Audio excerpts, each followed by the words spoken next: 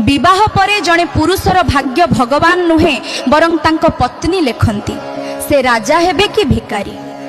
तेणु परिस्थिति जेमिति भी हेउ निज स्वामी साथ केबे भी छाड़िबे नाही। एहा ही जड़े प्रकृत पत्नीर धर्म अटे। पुरुषर केवल जन्म हेबार ही खुशी पालन करा जाए, बाकी सारा जीवन से केवल अन्य मानक खुशी पाई ही जी थाए।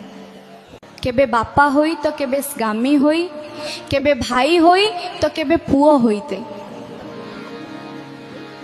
किए सतरे कहिछि धर्म एवं जातिर निशा सेतेबेले ओल्हाई जाए जेतेबेले डाक्तरखाना रे केवल रक्तर आवश्यकता पड़ी थाए।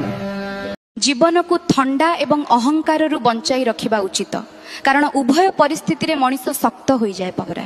खराब समय एथिपाई आसे जेपरि आमे भल समयर मूल्य बुझी परिबा, आ लोक माने एथिपाई बदली जांती जे जेपरि आमे सेमानकर प्रकृत चेहरा चिन्हि परिबा कि सेमाने कोन थिले आ आमे सेमानकु कोन भाबुथिलु। राधे राधे। जीवन रे जदि खुशी रहिबाकु चाहंती तेबे सर्वप्रथमे अन्य मानक सह निजकु तुलना करिबा छाड़ी दियंतु। जदि गोलाप निजकु पद्म सह तुलना करिबाकु लागिबो तेबे से निजर बासना ही भूली जिवो। आपण जेमिति अछंती सेमिति ही श्रेष्ठ। समय पूर्वरु एवं भाग्यरु अधिक काहाकु किछि मिले नाही। माळी चाहे 100 गरा पानी ढाली दउ पछे फल तो केवल नतु आसिले ही फळी। सेथिपई धैर्य रखंतु एवं निज कर्म उपरे विश्वास रखंतु। जहा आपणक पई लेखा होईछि ताहा सठिक समय रे ही मिलिबो। तुमर धन संसार पर्यंत साथ देव, तुमर स्त्री द्वार पर्यंत साथ देव, तुमर परिवार श्मशान पर्यंत साथ देवे एवं एही शरीर चिता पर्यंत साथ देव। तापरे कोन जीव कुह कोन रही जीव? तुमर करा जाइथिबा धर्म एवं भल कर्म सेया ही तुम सांगरे जीव।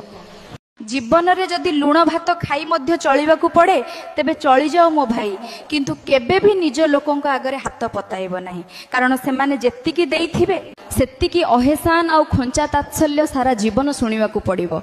सम्मान गरीबी रे मध्य बंची जाए, किंतु काहार उपकार रे नुहे जड़। बापा ही सही व्यक्ति जी एका रोजगार करे किंतु पूरा परिवार को खुआए, किंतु जेतेबेले बापा असुविधा रे थांती तांकु सबु किछि एका सहिबाकू पड़े, कारण तांको कथा सुनिबाकू केही न थांती। परिवार सुरक्षा पई बापार दायित्व थाए, किंतु बापार सुरक्षा पई काहार दायित्व न थाए। सेथिपई बापांकु सम्मान दियो। तांको कष्ट देखा जाए नाही, किंतु सबुठु अधिक चिंता रे सिए थांती। जदि बापा मां को सम्मान दे पारिबु नहीं तेबे कौनसी मंदिर को जा नहीं, कारण भगवान पाखरे पहुंचवार प्रथम रास्ता बापा मां पाद तळु ही आरंभ होई थाए।